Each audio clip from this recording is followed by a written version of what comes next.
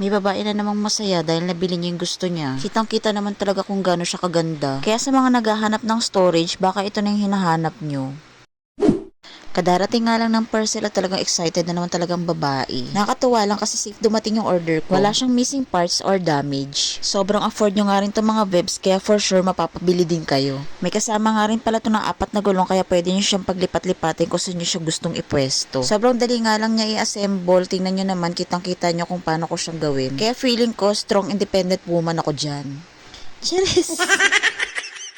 Hindi na nga kailangan ng instruction dyan kasi ikakabit mo na lang yung bawat kanto niya. Kaya sa mga stay-at-home nanay dyan, hindi nyo nakakailanganin ng mga tulong ng mga mister nyo. Pinag-iisipan ko pa nga kung paglalagyan ko to ng mga groceries namin o mga damit ni Cairo. De-magnet nga pala to kaya siguradong hindi bubukas tong mga cabinet na to. Halos hindi ko na nga naramdaman yung ngawit ng upo ko dyan dahil nga excited na ako mabuo to. Ang kinagandahan lang din kasi sa storage cabinet na to, pwede mo siyang paglagyan ng mga damit.